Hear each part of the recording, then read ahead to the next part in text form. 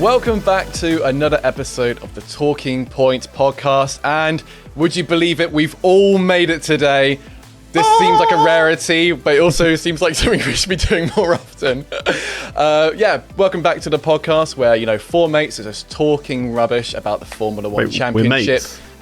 I was feelings getting hurt early here. I don't know. Things were a bit spicy last week. So they just know the buttons to push, so they know I'll kick off straight away. They'll be pushed again, ladies and gentlemen. Don't worry about that. Oh, absolutely, yeah. So four F1 fans, not pundits. We're just fans of the sport. We don't know anything. We're no experts here. However, today we are also psychic. We are looking into the future, and we are going to be telling you who are the new drivers coming into 2023. Now, we've got a 1 out of 4 chance here of basically getting these predictions correct of who's going to be filling in these empty seats, because we've got a whole roster of drivers to go through, but we've only got limited amounts of seats. So let me just get up my little list here. So at Alpine, we've got a seat. At Alfa Romeo, technically, we've got a seat. AlphaTauri, Williams, and Haas. Now, there's also the talk at the moment, of AlphaTauri with actually Gasly rather than Yuki Tsunoda, because there's been numerous reports going around that, Nick de Vries has been sort of talking with Helmut Marko. But, guys, should we start off kind of maybe a bit simple and start with Alpine? Because they've been the ones who've been the biggest sort of Are they the simple ones? Yeah, I don't know if they're the simplest. They've got a test going on, haven't they? That's Who kind wants of to be the the joke. next That's kind of Alpine the driver? There's been so much. Oh yeah, that's kind of the joke. I have to explain it. Oh my god. That there's been so much talk about them over the summer break. Obviously, Esteban Ocon is signed there till the end of 2024. But Tomo, where do we start with Alpine? Like, what would Where do we start with Alpine? Yeah, and I think what we should do is that we go through each of the teams and we basically give our picks, and then we basically have a good old discussion, good old argument, good old chat about it. And then you guys listening or watching at home, let us know as well your picks in the comments below. But Tomo, who is going to be your pick for Alpine? Alpine F1 team, the team that kicked it all off with their incompetence. I'm sorry, Lauren Rossi has been coming out with some mad words about, we're just going to bin off our driver academy because there's no point. No, just get your contracts in order and you wouldn't have had the problem in the first place. But anyway, obviously Esteban is, and I think rightly so. I think he's got that seat for the foreseeable. I think he is doing a better job than he's given credit for, in my opinion. And alongside him, look, I think I've bounced between names, I think, initially, and I still believe, I think, Ricciardo, that they would get a better version of Daniel Ricciardo than what we're seeing at McLaren. I think Pierre Gasly would be, the great French master team where, and they would heal their misgivings, Esteban and Pierre. We've got Jack Doohan, Nick de Vries knocking on the door, which I'm not so sure about. They're doing this big open test as well with a lot of the names we'll talk about today. For me, if I am Alpine, if I am in charge, the driver that I am going to try above all else to get in is Pierre of Gasly. That's what I'm saying. Yeah, but, Gasly. Pierre of Gasly. He is quite the statesman. But Hayden, go on. You go next. Then we'll all four of us will go, and then we'll just open the room up to debate. Yeah. Okay. Alpine, they've got their test coming up. Who wants to be an Alpine driver? I really do think that should be showcased on TV, because that would just be forget Drive to Survive. All right, who wants to be the next Alpine driver? Get them on. They have to do little quizzes as well. Like a beauty pageant. It would be amazing. I'd love to see it. But I think I've got to agree with you. I think it's got to be Gasly. I think he's the only one that, for me, out of the bunch, that's got the experience and is still doing a good job right now. Okay. I don't think he's doing as good of a job that he did last season compared to this season right now. So he's kind of taken that step back. But if you look at the other names from drivers on the grid, Ricciardo is an incredible driver. We have seen it in the past. But as of right now, you are comparing the two against each other. Gasly is probably the more favourable option. Mick Schumacher, I'd say, has come back in recent weeks. He's performing better than his teammates. But has he done enough to maybe bunch himself up the grid further? I just don't know, unfortunately. Then you look at the academy-wise of Jack Doohan. Don't think he's ready. It's not like he's done a Piastri and just taken the F2 well by storm. So I think maybe a couple more years in F2 to grow there and move over. So yeah, for me, I really like Corn, and it's going to be Pierre Gasly. So 2-0 Gasly. Look at that. Go on, Aldas. It is not going to be a clean sweep, I'm afraid. I'm still going to go with Daniel Ricciardo. I think that out of all of the options, it's not. The problem with Pierre Gasly is that it actually involves more than just getting the driver. It's actually other teams sorting their driver lineups out before Pierre Gasly even becomes available. So that's why this driver market is just madness. It's not like one team, I want that driver, I'm going to get him. It depends on so many different things. But to me, Daniel Ricciardo is still the better option. I feel like, in terms of really quickly, actually, Mick Schumacher, I think he's a firm no, because Esteban Ocon himself actually came out in the media and said at one point, yeah, I think we should go with Mick Schumacher. And guess who was at Esteban's birthday a few days ago? Mick Schumacher. Literally, I saw on his story. I was like, that's why you're advocating for your boy. Yeah, well, they're all best friends. Insider trading. Schumacher and Stroll are all best friends because I think they all did Tony Kart together and they all hang out quite a lot together. Throw money at each other. Brilliant. But no, the Mick Schumacher thing is I actually think Alpine were pretty angry about that, because I'm pretty sure they went to Esteban Ocon like, you don't go out in the media and tell, us, I want my best friend in the car as my teammate. So, and also I don't think that Mick Schumacher is just the right level. I do think it's going to come down to Gasly or Ricciardo. Now, I do understand why people go with Gasly, but I think that, again, it's all about AlphaTauri getting another driver in to actually replace him in the first place. And Daniel Ricciardo, to me, is still the one that, honestly, like, if you just put Gasly and Ricciardo in the same car, I'd still bet on Ricciardo to come out on top. I know that he's had these two kind of lean years. I know I'm also wearing the Ricciardo hoodie again, so this is coming with a bit of bias, but I just think that also with Gasly, that whole thing about their relationship, if it was spiky between Ocon and Alonso, in what world do you think it's going to be like less spiky between Pierre Gasly and Esteban Ocon? Because with Alonso leaving, whether you like it or not, he was the leader of that team. He was the emotional leader, the one that the media saw as maybe still a top 5 driver on the grid. And that means when he's leaving, there's going to be a vacuum in terms of who's going to be the number one of that team. And you best believe that Esteban Ocon is going to want to be that guy. Pierre Gasly is going to want to be that guy. And at some point in the season, that they're going to butt heads. So yeah, there's just that little bit as well. I feel like with Ricciardo, it was a little bit more kind of, a little bit more better in terms of the environment. So to me, Daniel, maybe I know he's a tainted driver right now. We all know it after the last 2 years, but to me, he is still the safest. Ooh. Even just for a year, I think he's still the best option to me in terms of the entire package. Yeah, so I'm not going to go with Ricciardo. What? Blasphemy! Fake fan. Fake. You're doing it for the clicks. I think you hear that F1 Twitter. I think for me, if it was down to me, I would pick Ricciardo, but I'm predicting what I think is going to happen, and that's where I need to split my choice here. And I think it would go to Gasly on this occasion, because as much as I support Ricciardo, he's my favorite driver, I do think he just needs a year to just reset, whether that is a reserve driver role somewhere or just a complete year out the sport, just having a proper reset, or even going to somewhere different. I just think having those 2 years at McLaren and obviously, I'm going to come in with my bias and say how badly the team have treated him, which some people can deliberate whatnot. But I think he does need a bit of time to reset. I do fully agree, and my own belief would be that if he was to go to a team like Alpine, it will be an easier way for him to get back into the championship. But I don't think that's what Alpine are currently going to go for. And I think they're going to go for someone like Gasly, who's been doing a good job, is a driver who's still performing really well. A driver who has a contract for next year, by the way. Just putting that out there. Contracts mean nothing in Formula 1. What does that mean? Yeah, but so did another Alpine driver, and clearly that didn't fully work out. No, he didn't. That's the point. He didn't. Well, if I get a piece of paper and write contract on it, that's essentially what they did. This is actually legally binding. No, it's not.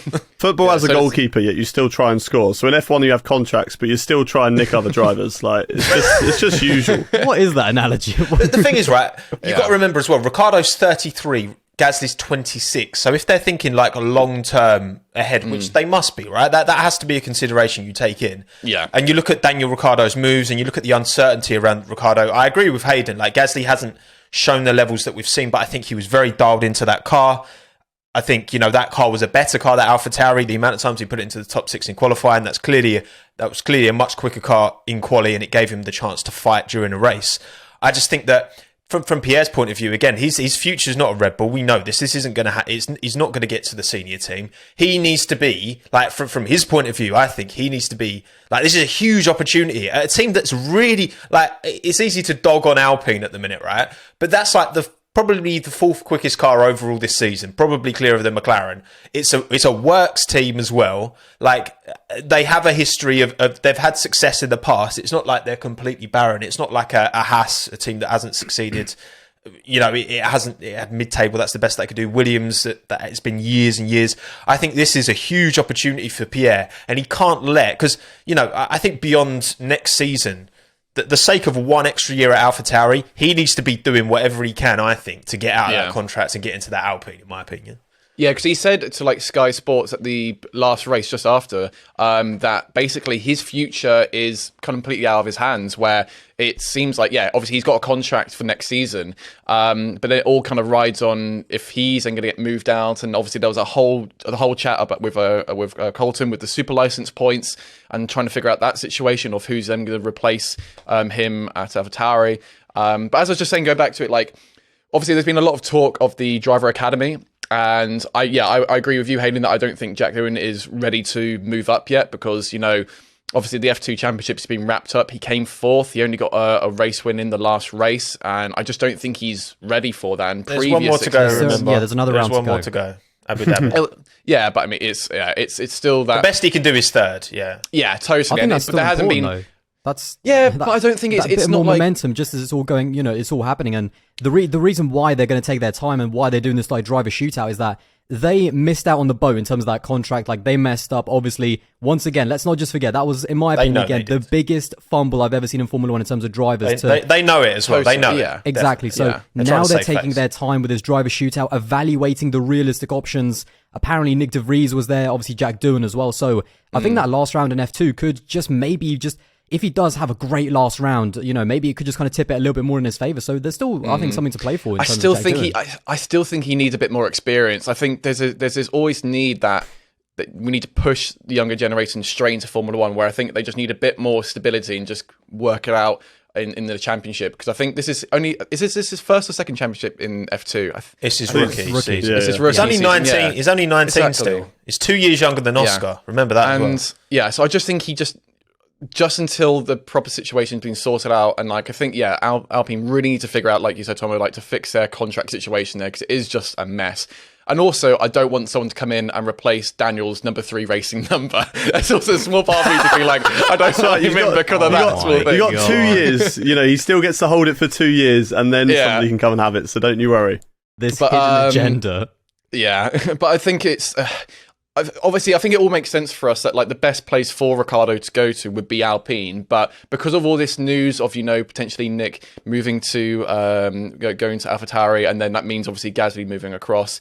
I'm not too sure. However, what I will say quickly about Doohan as well is it's his rookie season, and this second half of the season he's been really good, especially since the Piastri news dropped. I mean, I'm just looking at the wiki now. He won in Spain, won in Hungary.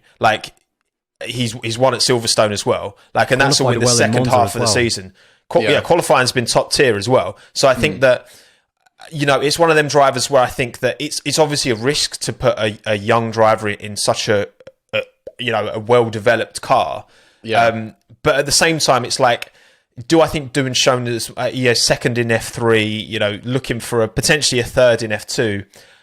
It depends if they're prepared to take that gamble. I just think Gasly's on paper, it's the perfect fit. I just feel like on paper, it's the perfect fit. And I think they need to at least try and make that work above all else. But they do have good options elsewhere. Like you say, they're going to take their time, because what's the rush? Well, let me throw this one real quick to you before we properly dive into AlphaTauri. If we took AlphaTauri as face value of saying, Pierre Gasly does have a contract to the end of 2023, and let's say he does stick with the team, because at the moment, it's basically it's Yuki Tsunoda who hasn't got a confirmed seat yet. We all kind of, under the pretense that he might get it, but let's say they don't go with him, and say someone for the time being, let's just say Nick de Vries gets out of second seat. Does that then change? Who would you then say would go to Alpine instead of Pierre Gasly? Let's say take at face value that he's going to stay at AlphaTauri for the extra year as per his contract. Who would you then put into the Alpine second seat? What do you think, Hayden? It's got to stun me on that one. Ricciardo's he's not a bad shout for it. Obviously, it's not like I'm not saying Ricciardo because I don't think he's good enough. I am worried though that he did burn those bridges when he literally went over to the team that's in the same way. And something that's also confusing me is why so many people don't really want to go to Alpine. We've said it so many times. They're currently 4th in the championship. There's a lot of people who kind of like just don't want to go there, and it's only really the drivers who potentially have got nothing left, like Mick Schumacher, for example, like Daniel Ricciardo, like even Pierre Gasly. Like, he has got options, but he's very much stuck. He's stagnated in that AlphaTauri team. So it does concern me why nobody wants to go there. But speaking on Jack Doohan, I think there is potential there. He could be potentially one of these young drivers who can, impress in a debut season, as long as the pressure isn't there early doors on him. Yeah, but for me, I'd probably go with Ricciardo, I think, on that one. Just because I think he just brings something that maybe the other options can't quite do just yet. I think Ricciardo would make sense because, you give him a year and he'd have to take a pay cut. You'd be like, Daniel, you're basically driving for us for free because you haven't he can't merit, he can't carry that wage with him now. Like, given what's happened, I think he needs to just, if he wants to get in a seat, get in again. The 4th quickest car this year. It's a manufacturer team. Like, give him a year. Give him a year to show. Like, can he? Because there's all this debate at the minute. Oh, is it just this type of car? Which I don't fundamentally agree with. I think it's more the environment. It just hasn't worked for him at McLaren.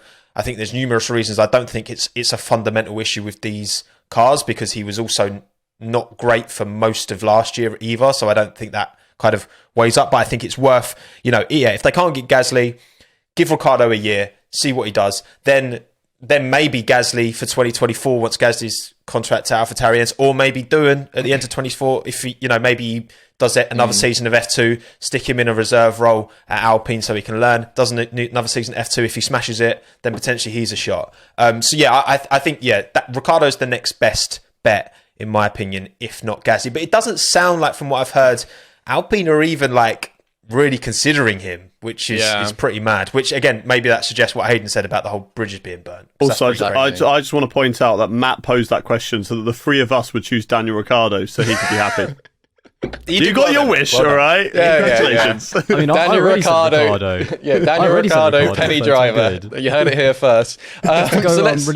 No, hang on a minute. Just to go back on a point that Hayden said, why do drivers not go to Alpine? Like, it's because that team, whether you want to go back even to their championship winning years, like Alonso left the team when he won the championship to go to McLaren because he didn't see the long-term potential in that Enstone team. That Enstone team comes and goes. It was Renault, then it was Lotus, then it was like Lotus Renault for a little bit, then it was Renault, then it was back to Alpine. And it's like, then it became Alpine. The problem with that team is that, it is a manufacturer team. They have their own power unit and that's great. But they're so inconsistent. They're so up and down. Look, 2018, they finished best of the rest. Ricciardo goes there. You think the momentum is there. And it's stagnated. And then they had another great season in 2020 and then dipped again in 2021. So it's a team that still hasn't shown that kind of level of progression. And it feels like, even though McLaren have also shown kind of a similar kind of level in the past couple of years in terms of like just stagnating a little bit, it still feels like there's more momentum with McLaren. Like if you had a driver and you had a choice between Alpine and McLaren, they would go to McLaren just in general. So I think that's the problem with that team. It's just not consistent enough. And that's why they're looking, in terms of the drivers that they're looking at, can we be honest, like, these are all now either tainted or mediocre drivers. Like, there's no one that's... They've lost out massively, and that's why they're in the situation that they're in. They're all mid. I mean, they are. Again, the whole... I know it's different, but when Carlos Sainz went from McLaren to Ferrari, that was an example of... It was the Institute of Ferrari was what pulled him in. And Alpine just seemed to have the opposite of that. They don't have that pull in any way, shape or form compared to a McLaren or a Ferrari or even like a Mercedes and a Red Bull. They've built those brands, those institutions now. And even though Alpine under Renault in 2005-06 have had success, they just don't have that clout, basically. Yeah, they probably should have just... I always found it weird that they swapped from Renault to Alpine. Like, even just sort of things like, as you said, like you got McLaren, you got the Mercedes, you got these like proper heritage teams which come back behind. It's like just as simple as like a name. And I think even them just changing it from like Alpine, from Renault to Alpine, even then I was a bit like, what's the... Alpine have one car. They have one car. Exactly. That's one car that they sell. They don't sell anything other than the A110. That's it. So yeah, then moving them from that one car to a clothing brand, AlphaTauri. obviously at the moment, yes, at the moment, Pierre Gasly is signed till the end of 2023. Obviously, we've already talked about it. There's discussions put up. And at the moment, Yuki's contract will end at the end of this season. It's obviously kind of rumoured that pretty much Yuki's going to be staying there to the end. But I want to hear from you guys. Well, pretty much his contract finishes here. And then, like, I think because he hasn't been performing badly. All right, well, no, that's what I mean. That's why we're talking about it. So then we'll go straight to you then, Abbas. In that case, who are you going to have instead of Yuki Tsunoda? Myself, I am going to drive for AlphaTauri. I am same build. I do Over racing. the week, exactly.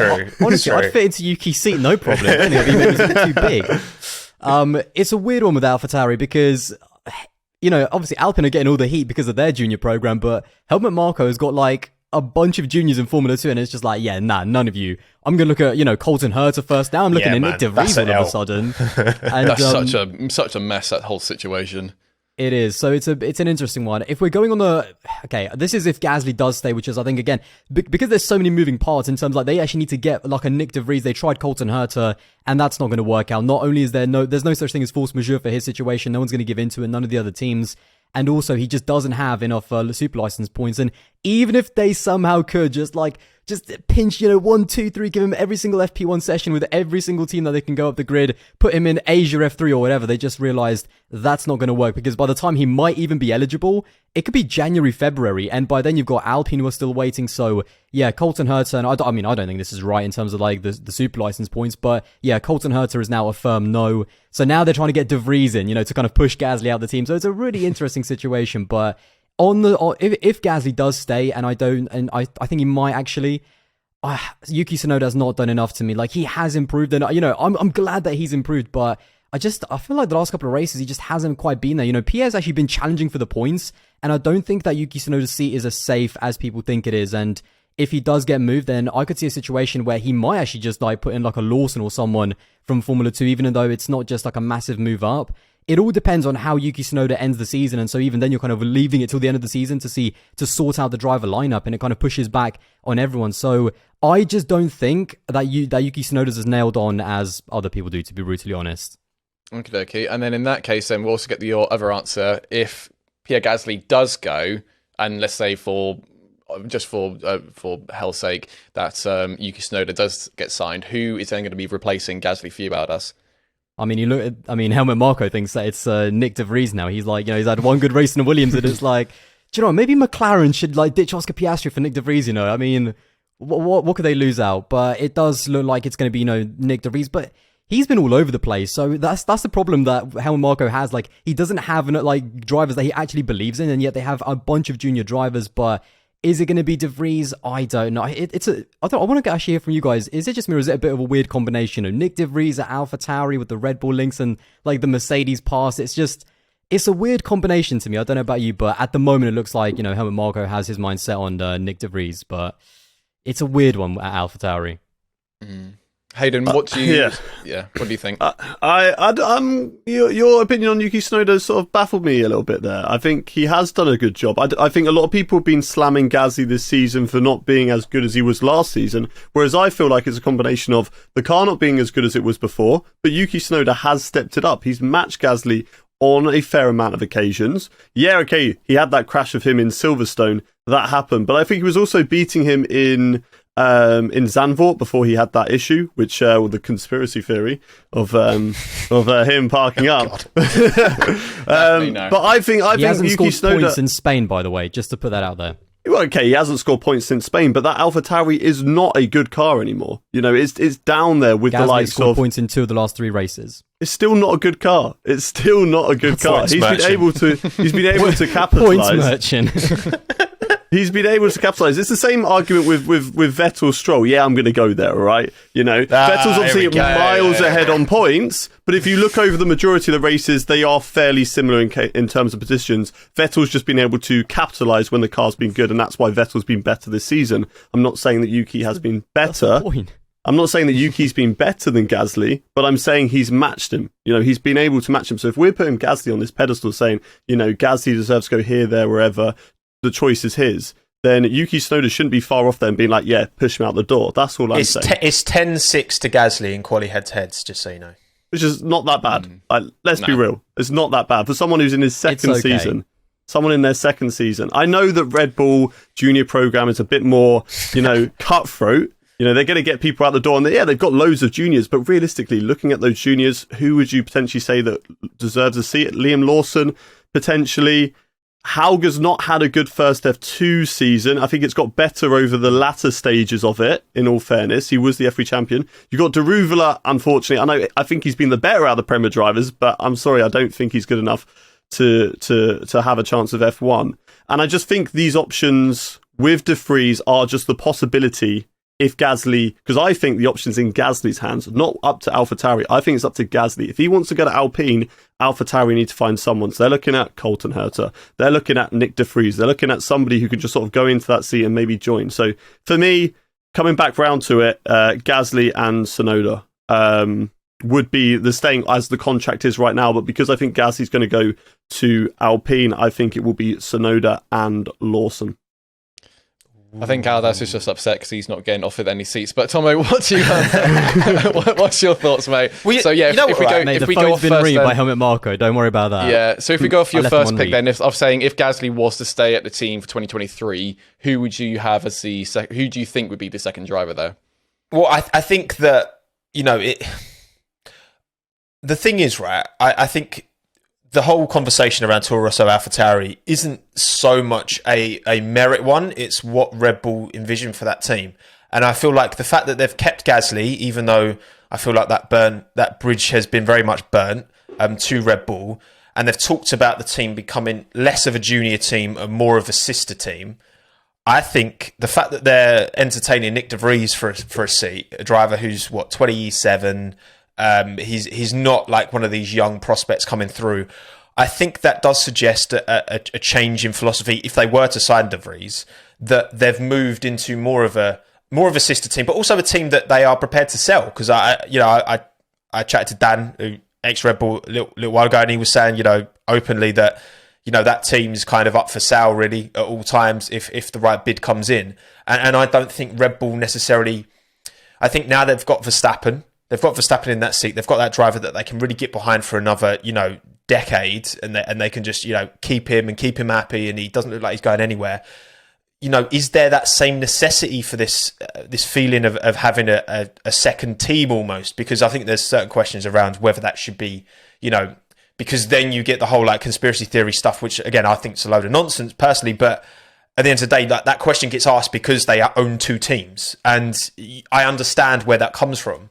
So, yeah, for me, it's not even so much about merit. It's about what I think they want for that team. And I don't think there's that same emphasis on we need super young drivers to just give them a shot anymore. So I do think that the question is, does Nick De Vries find an AlphaTauri seat more attractive than a Williams one? Because, you think, is that AlphaTauri team going to get sold? Blah, blah, blah. And again, the fact that Albon has gone to a Mercedes-powered team, I think, there's precedent for that.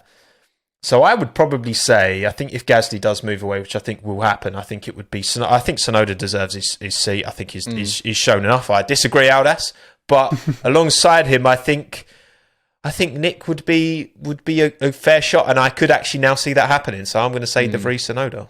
Yeah, I think for me, I got to agree with you as well, Tomo. That I think Yuki. I think, obviously he hasn't scored well in the last few races, but I think he is starting to show a bit more stability. So also he is still only in his second season, and obviously there were mistakes in the first season, but then he was actually doing quite well, and he's just I think it's partly getting used to the car.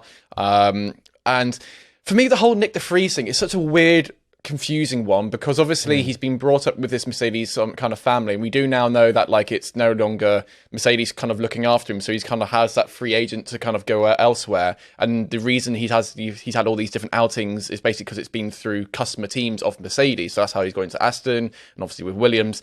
And so I think for me, as much as it's good that he's had the conversation with Marco about potentially going to AlphaTauri, for me it just seems a bit weird that he's had all this kind of progression trying to get into Formula One through Mercedes backing, and then to then his first proper season with a team would be a complete competitor. And I think for me, like, I would personally say, like, for me, I think Nick de Vries going into like a Williams, because then it kind of shows that he's still committed to the Mercedes, because then you have the progression of going potentially to a proper top level team. Whereas with AlphaTauri, I don't really would then see him getting the progression up to... that'd be over. We go up to like Red Bull, like potentially to replace, like Perez or something. But you've got to remember as well, potentially there's that team getting sold to Honda. Like that seems to be the biggest rumour at the moment, that the Red Bull Honda connection will come back, and then they'll sell the team and Honda will have their own team. So that's potentially very exciting, because they'll have their own engine as well, because that would Red Bull powertrains would become Honda, I guess, if that was to happen. That team is never going to be, that Faenza team is never going to be a front running team. It just, you can sell it to Honda, and how many times have we seen, first of all, even if Honda do come into the sport, what have we learned about Honda in Formula 1? Like, they're in and out every other year. But then you also know that their last ever season in F1 is going to be their championship winning. Exactly. And it will their name on it. Yeah, exactly that, yeah. So I do think... on the Nick de Vries thing, I do think it's important to keep those maybe, some links to Mercedes, because they might pay you back later on. You never know. And again, that's why I just, Nick de Vries to AlphaTauri, like, it just came out of nowhere. I think Marco's just looking for any driver just under any rock to kind of replace Pierre Gasly, so that it can almost be like a clean slate. And he's just like, De Vries had one good race in the Williams, let's get him in. But it's just, I do think that keeping those Mercedes links and keeping that relationship with Toto Wolff and the brand, I think it could pay him off later, even after Formula 1, because there is a life for these drivers outside of Formula 1. So just, it's just a weird one to me. It's a weird combination to see with like Nick de Vries in an AlphaTauri. But obviously, Helmut Marko, he could make it happen if he dangles the carrot in front of Nick de Vries. Yeah, I think for me, my personal thing, I think Yuki's going to stay. And you know what? I do want to take it at face value that I think Pierre will also stay, because from all these interviews and stuff, he seems kind of deflated, being like, "No, I'm locked into the contract. I'm kind of not going." But I think for me it would just be weird if Nick was to sort of join in with them, because it's as you said, that then very much would then settle the case, Tomo, of that it's no longer being like a development driver, sort of where they progress up into. But let's now move on to another team. Let's go on to Alfa Romeo, where we've got Valtteri Bottas, who's signed there till the end of 2024. And then we've got a potential spare seat, because, Zhou hasn't got another contract signed as of yet. So Hayden, we'll go to you, because obviously Zhou is your best mate. Bestie. So do you think Zhou's going to stick around? Well, what's the inside knowledge from your F1 game? He messaged me earlier. He said F1 tonight, and then he said he won't be home until 9 p.m. And I said, you can jump on if you tell me where you're going / staying. And he hasn't seen that one yet. So again, I don't think we're going to get that information out of him. But I think it all just depends later. If I beat him on F1 22 later tonight, then I'm up for the Alfa Romeo seat, I reckon. So I'm going to have to put down myself for that one. Oh, not another member of this podcast chipping into the driver market. Me and Aldas is going to be the best rivalry next season in F1. I reckon I can replace Latifi, I reckon that's my... I don't know about that. If you have food before driving, you miite throw up in the car, and they won't like that. As we've all learned, Tomo is not good after eating, that's for sure. I can't eat before go-karting. But come on, Hayden, you must have the answer, surely. I don't. And the thing is, I can't say anything on this situation because people won't believe me. They'll be like, yeah, you know what's going on. You know he's either leaving or he's staying. So I'm just going to say I'm going to get the Alfa Romeo seat. So that means you know that he hasn't got the seat because you're claiming you're going to get the seat. Inside knowledge. Because I know that I'm going to beat him later on, and everyone at Alfa Romeo, Frederick Vasseur, is going to be watching that and being like, this kid's good. He's older than Zhou and he's better than him. Sign him up. So I think... And feel free to disagree with me here, lads. Like, I think it is safe to say that, like, I think Zhou has pretty much got it for next season. I think, like, he's done really well. I think the story of the season has just been the cars just been so unreliable, and because of that, we haven't been able to see them properly show pace, especially when it's compared to like Bottas, who's had a great season, but it's just all the times he's failed is just because the car's been rubbish. Unless you guys disagree with that. In that case, yeah. So, but is there any other names we could think of who would potentially replace Zhou? Aldas, what do you think? It was a bit of a bitter disappointment, actually, because I'm a Teo Porcher fan, and the way his season's kind of petered out has been really disappointing in terms of like some scruffy races, quite a few incidents. I think the pressure got to him a little bit. He has been unlucky. He has, but also you do make your own luck sometimes, and there has been some incidents, especially. And the problem is, the more incidents that he's had, Drogovic just absolutely pounced on him, and I think that's just compounded. And now you have Sargent and Doohan kind of getting into the conversation as well. And again, we talk about Abu Dhabi. That second place in the F2 standings is not confirmed by any means. So yeah, it was a bit disappointing because I really did want to see Pourchaire in Formula One. Maybe he does need that other year, but then he'll be one of those third-year drivers, and the pressure at that point. Even though he is still unbelievably young, by the way, I think he's still only like 19 or something. I forget. Yeah, I think but 19, yeah. once you get to that third season at Formula 2, I think age doesn't even matter, to be honest. I mean, Max Verstappen showed that if you're good enough, then you're old enough. So yeah, it was a bit disappointing to see him not really be in the running as much. But at the same time, I think again compared to Tsunoda, who I thought is still he's definitely improved from last year, but second season he just hasn't quite been there. When the car has been there, and Pierre has shown that it can score points, Tsunoda's still been a little bit behind when the car's been good enough. I mean, Zhou has been unbelievably unlucky. Like, the reliability of that Alfa Romeo for both of the drivers has just been ridiculous. I mean, again, he did score points last time out, but Valtteri has not scored points since Canada, and I think he's retired like 4 times since then.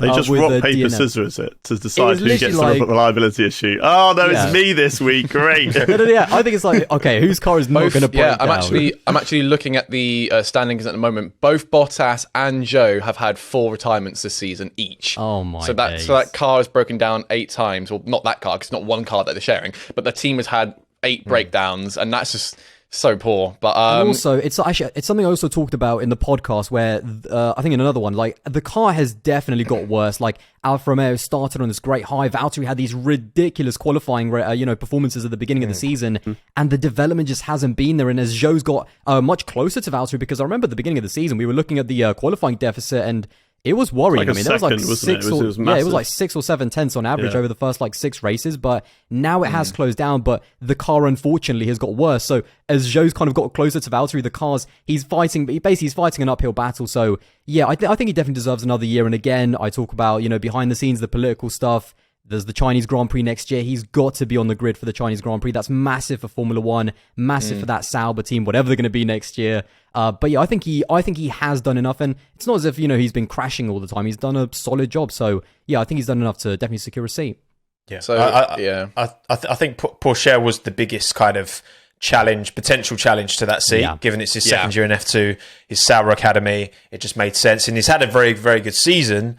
But also, again, I think Zandvoort, you just saw he kind of lost his head a bit when he missed out in qualified, and there was kind of down the order and had a few mistakes. And I think there's a raw driver there. There's clearly a very, very talented driver there, and they need to be careful they don't lose him, because I do think keeping Zhou for next year is the right choice. I think he's done enough to merit it. But also they need to, I think then maybe for 2024 they can reevaluate that they've had 2 full seasons with Zhou Guanyu in that seat. Pourchaire, probably another year of F2, because obviously he's not won it, so he can do another season. And I think if Pourchaire wins, then maybe he's kind of knocking the door for that seat. That we're also another year closer, and we probably know for sure whether that Audi takeover is going to happen, because that's not 100% confirmed, but it's all but confirmed. And I think a marquee like Audi makes that team. I mean, Sauber have been known to kind of pimp themselves out, and we'll just go to this day, we go to that day, we blah blah blah, right? And I just think that, once that is in place, we'll see. But yeah, I think Zhou's done enough. Teo's had a good year, but give him another F2 season. I know it'll be his 3rd season, but he is still super young. He's 3 years younger than Felipe Drogovic. So I think he's kind of bought that opportunity. Still part of that Sauber family. I think he'll develop. But yeah, Zhou next year. I agree. Yeah. Oh, I think we're all in agreement. So we'll just go straight onto the next one, which is Williams. So obviously you've got Alex Albon, who's got a multi-year contract, which we are led to believe is basically till the end of 2024. But then the big question is Latifi. Fraud watch. Everyone knows my feelings about him. Oh God. Fraud exposed. How dare you talk about the GOAT in that way, all right? Well, it's getting to the point now, obviously, where it's just obviously everyone makes the funny jokes and stuff, and it gets to the point now where it's just kind of now just sad to kind of see that. From a sporting point of view, it's now embarrassing. I'm sorry. And I think, so obviously, Latifi's contract is ending up this season. Everyone knows my feelings. My gut thought is I think this is where Nick de Vries is going to be going. I think he has shown, obviously, true pace of what happened in the last time at Monza. And I think he just seems really kind of just settled. He seems to get on with the guys there. They've got the behind the scenes video called Off the Grid, and he just seems to be naturally fitting with that team straight away, because obviously there is that connection between them and Mercedes, who obviously that they're a customer for, and so they do have that open communication quite enough. So they do share sort of the reserve driver sort of roles with that, and it just seems like the perfect fit for me. And I think for Nick's sort of career path he's wanting to do in Formula One, that for me just makes the most sense. Obviously, he was riding with the Mercedes badge in Formula E. He was obviously sponsored or sort of under their wing in F2.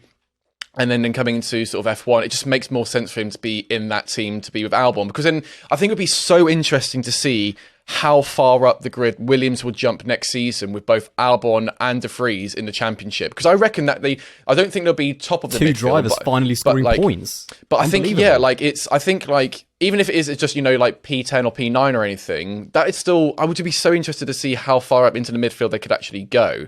But I don't know. I think that's where he should go personally. And also, people watching and listening at home, do remember to keep writing down your sort of predictions as well. But before we go to Tomo, I'll go to Tomo last on this, so he can hear everyone's sort of views on it, because obviously it's his special team. So Hayden, I'll go to you first then. Who do you think is going to be replacing Latifi for next season? There's a lot of names I think that could be thrown under here. It's all dependent. We spoke about this a little bit with AlphaTauri, where they want to go as a team. I think they've been recently kind of needing that money since why Nicholas Latifi's coming, and even George Russell, for an example of the Mercedes discount. Obviously, Russell had talent, but he also brought with him, there was a bit of a discount as well, a bit of a partnership with the Mercedes team. You take one of our drivers. Russell a pay driver? I'm calling everyone in that grid a pay driver. They did consider getting rid of Russell, didn't they? Do you remember that? Their markets, they were thinking about getting rid of Russell. Didn't bring enough money. Didn't bring enough of a discount. So I think... there's a lot of names that could be thrown under there. Whether they want to take somebody who's maybe a bit more experienced, had a few years in Formula One, like a Mick Schumacher if he's got nowhere to go, or even a Nico Hülkenberg, for example, someone like that. But if they want to go for someone who's a bit new and fresh, then a De Vries, or... The thing is, you say that about someone definitely not, okay, they've had a couple of years, but then, Nick De Vries, he's had a great debut. But it is also a risk as well. And it's the same with Logan Sargent, for example, is putting someone into the car that it's sort of, there's an unknown hoping. Whereas at least with a Nico Hülkenberg, for example, you know what you're kind of getting with it. You're getting someone who does have experience. You're getting somebody who, has, he's older, and maybe it's a case of waiting till next year, till Logan Sargent's ready and had another season in F2 and he's fighting up the front. But for me, it's actually a really difficult one, and I'm unsure, but I'm just going to throw you for an answer. I'm going to throw a Nico Hülkenberg in there just because I think I've got a question actually. I've got a question to Matt. Absolutely not. Matt, gun to your head right now. You had to pick one driver, Hülkenberg or Latifi. Who you go with? Oh, fuck off. Done it. What has Hülkenberg done to you? How did he hurt you, Matt? What did he do to you? No. In that straight away with no testing and no driving. No. Yeah, if it's between them two drivers, obviously I'll go for Hülkenberg. But I wouldn't out of these possible options you've got. But what brings De Vries? What puts De Vries on this pedestal? He did have a brilliant debut, but he was going up against Nicholas Latifi. The difference is, if Albon was in that seat, you have to question, would Albon be able to beat him? We don't know. It's ifs and buts. Unfortunately, that's something we just do not know. That's why I'm a little bit worried. With De Vries, he wasn't up against Albon. He was up against the other drivers in the grid, and he was able to get that into the points. Yeah, that's because the Williams was fast. It's a fast car. It was good for that track. Yeah, it was the perfect track to make your debut at a Williams. The Dutch Grand Prix review. Yeah, but I think with I think for me, it's given the opportunity. This is the one opportunity where you do have not a young driver, but you can have some fresh blood into the sport. Whereas Hülkenberg, unfortunately, I'm of the firm belief that he's come in when he's had to do his reserve driver role and he's done always well. Delivered. But that's not true though, because when he was in the Formula One season, he bottled it multiple times. He bottled a podium. Just because he didn't get a podium. He bottled a podium, fair enough. But he's a driver who can get you solid results. He's a reliable driver. He's not saying he's a world champion material. He's the best driver in the world. But he's a driver who's going to be reliable, which I do feel like Williams need. But I just think, I think Williams, they need to have this. Well, it's trying to test it that like Nick de Vries has worked, and then they can keep committed with him for multiple years. Whereas with Hulkenberg, like I think he's what 35. He's 35. De Vries is 27, yeah. so he's 8 years younger than Hulkenberg, which is is a fair point. So if the team want to go for longevity, then that's who they want to go for. And they've already got. Can I put something out there? Is this whole age thing being put like? I just don't really get the point of like. Okay, Ricciardo's 33, De Vries is 27. Like, what does that actually matter? Alonso, like, how fucking old is Alonso? Like, he's still Exactly. sick, And he's in his Alonso 40s. Raikkonen.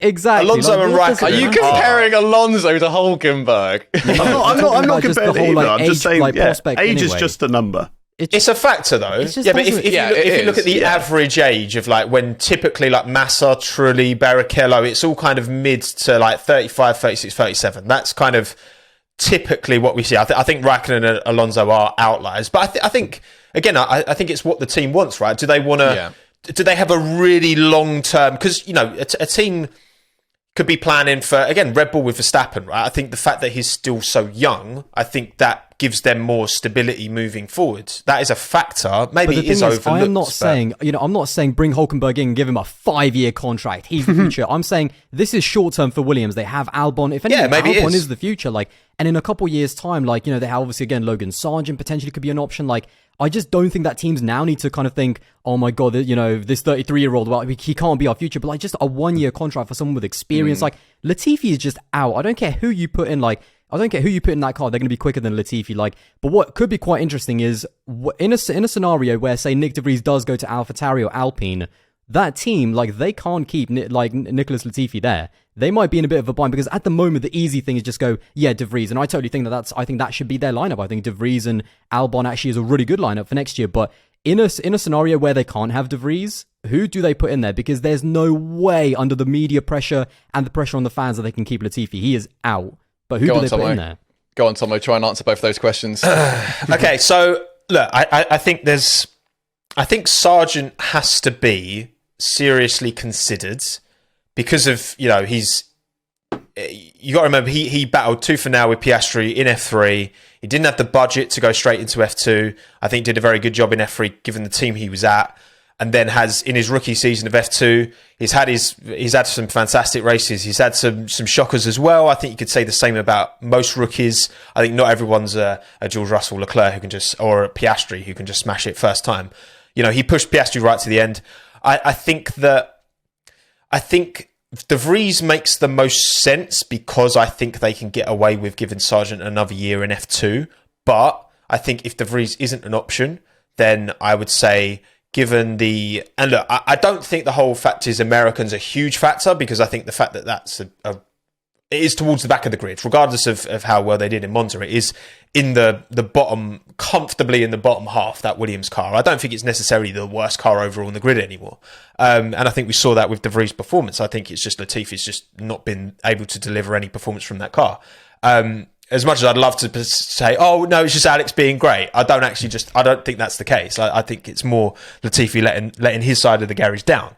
And I think that Sargent has done enough that I think it's worth that roll of the dice if De Vries isn't an option because they've got Alex there who, is now embedded into that team and can help continue to develop the car. They've had Sargent as part of their driver academy for a while now, so he's got some familiarity with the team. And at the end of the day, because they are a bottom half team, it's not the end of the world if it takes a bit of time for Sargent to come up to speed because, again, I think commercially, he's a fantastic prospect. And yeah, I think De Vries, one year De Vries, then reevaluate and potentially Sargent. But I think that if it's not De Vries, then I think Sargent is the right call. Although I will say that it's getting a bit... Because I'm looking at the F2 standings. Sargent's on 135. Then you've got 3 drivers, Doohan, Daruvala and Fittipaldi all on 126. So Sargent needs a good weekend because he's not carrying the best momentum at the moment. He had kind of a good middle season where he had a couple of Silverstone, he absolutely smashed it, and Baku he did well. I do and also think Austria it would look as well. good. It would look quite good for Williams as well to promote one of their younger drivers. I don't actually for sure. remember when was the last time they actually did promote because George Russell was Mercedes. Like when was the last time a Williams young driver came to Formula 1? jumping in for a race. That's about it, really. There's your answer then, isn't it? It's not. Other than that, they haven't really done it enough. Yeah, bringing in... Yeah. I don't know whether they've had their own juniors in the past, like Jenson Button, stuff like that. But I think it's mainly just been picking up juniors rather than having an academy.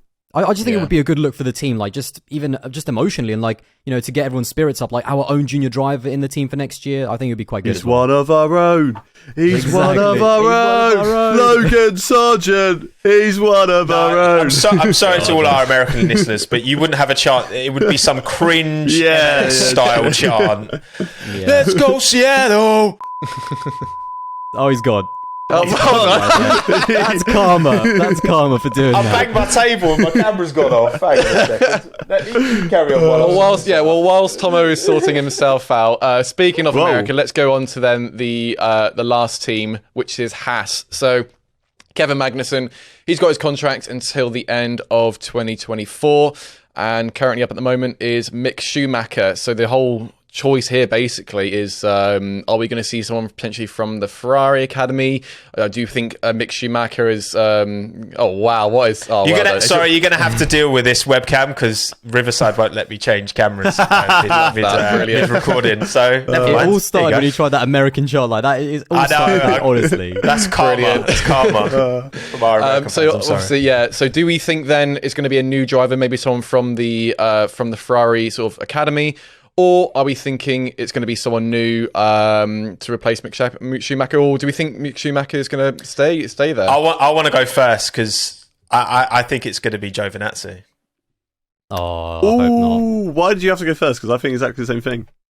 Because I thought we're just always on the same page. You're right earlier when you said that we're the same person. Do you know what? No, I just don't get it with Gio. I just don't get it. It's not even the Hulkenberg thing. I don't even want people to compare him to the whole Hulkenberg thing. Like, Gio just didn't quite do enough. Like, I love the guy. I love him as a personality, but I don't really get it. He just didn't how long have you been watching Formula One? How long have you been watching Formula One, fella? Since 2012, mate. Then is this the first time you've noticed politics in Formula One? Like, this is the only reason Giovinazzi's getting a seat. Who the hell like, honestly, I just... That's why he's getting a seat, is politics. I know. It's because he's part of Ferrari, and Haas need that Ferrari connection. They work on the car, you know. It's pretty much identical cars, you know, the Ferrari and the Haas now. The Ferrari discounted engine as well. That's why it's going to be Giovinazzi. And it's all Schumacher would have kept his seat if he didn't leave the Italian FDA. Long hair tax. That's what it is, mate. Simple as that, honestly. Well, he's cut it all off now, hasn't he? Yeah. So it's He still looks sexy, though. I won't lie. He is still a very handsome man.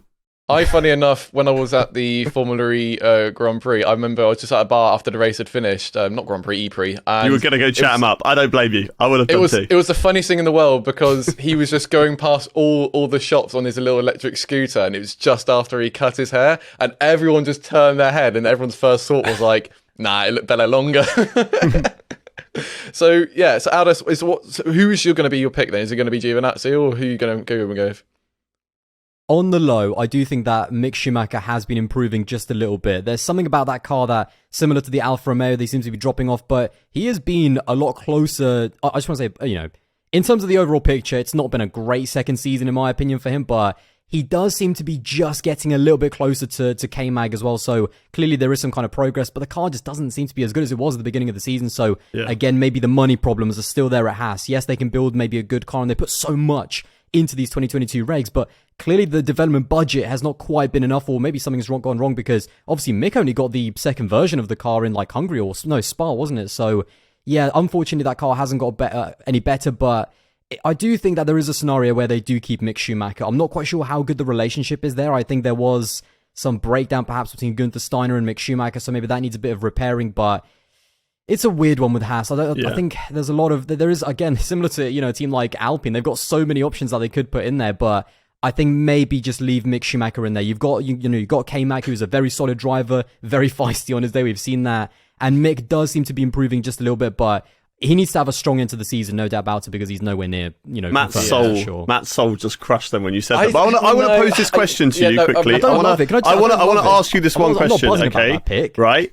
If we were to forget his first season, which in all fairness was a null season, he was driving with Mazepin at the back. We saw it when we were at Silverstone. After about 10 laps, you'd have to wait 30 seconds for them to come past you, okay? If we took their seasons and compare them to somebody who we've said that should deserve a seat, and I banged this strong view at the start of the season, totally. I was like, Schumacher is on the way out at the moment. He's not doing well.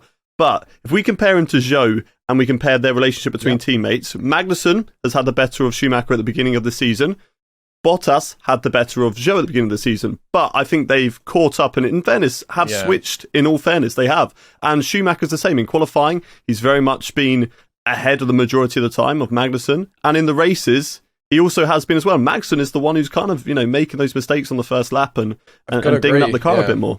And I think, obviously in the past I've been very vocal about my feelings with like Mick Schumacher. Can you remind us? Can we just refresh our memories? Refresh our memories. But also, I got to hold my hands up and be like, since France, neither of them have scored points. Because I do agree. I think the car has gotten worse. And I think, in the last few races, although it's not been in the points, Mick Schumacher has been more consistent. And as you said, Magnussen has been making more mistakes. And you obviously can sit back and you can look at the points and be like, well, Magnussen, I think he scored 5 times in the points and Mick has only scored twice. However, obviously that's not the full story of the race. And, obviously there's been that running theme that we like to, shit on Mick Schumacher because it is partly fun. Also because we're all a little bit biased and it's a bit fun, but also because we're not pundits as well. Yeah. But at the same time, you obviously got to look over stuff and be like, you know what, we were wrong and stuff. And I think I personally would choose Mick Schumacher to be back in Haas, just because I think the roster they've got up potentially going inside. I don't think Giovinazzi should be coming back to F1 because we kind of all forgetting what happened in his previous season, and even in Formula E when he came in. I know it's not comparable there, but he wasn't doing great in that either. I think he'll be a great sort of test or reserve driver, but I don't think it's enough for F1. And I think Mick it's starting to get better with the car. And if you were just to isolate this one season compared to Magnussen, at the beginning of the season, yes, it wasn't very good, and that's where all this sort of fraud watch and stuff came into it. But in the end, the latter stage of this season, he is getting better. So I'm actually really interested to see how the last few races go.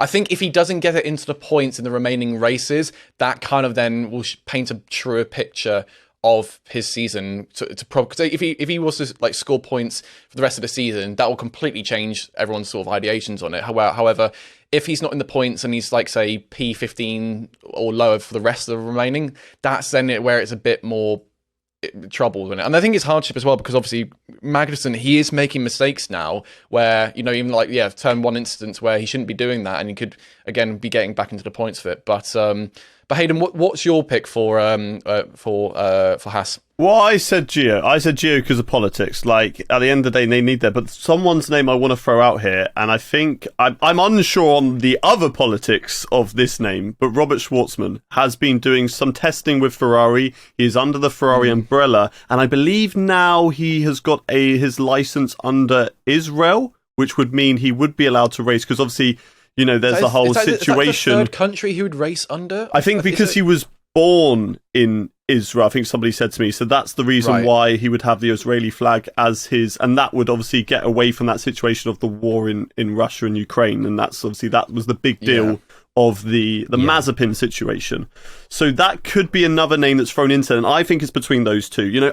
I think Schumacher, again, over the second half of the season, he has been more impressive, and I do think he does deserve that seat, but because he and I think it was Vettel who actually told him to leave the Ferrari Driver Academy. And because of that, he might not have a seat because I think the politics come into it. Haas need that money. They need that connection with Ferrari. And that's why I think it's either Gio or Schwartzman. Schumacher, I think, not Ferrari, isn't it? Schumacher's got his own sponsors. Yeah, he has got his own sponsors, but there's also that partnership with Ferrari from the Haas, from the engine. And also, we've seen it since Haas came in. The Ferrari mechanics would work, or the aerodynamic, I don't know who they are, but they would come over and they would work on the Haas car as well. Haas and help have a them base out. in Maranello, don't they? They do now, yes. And also, is that confirmed that Schumacher's left the academy? Is that definite, so, or is it still just? I believe so.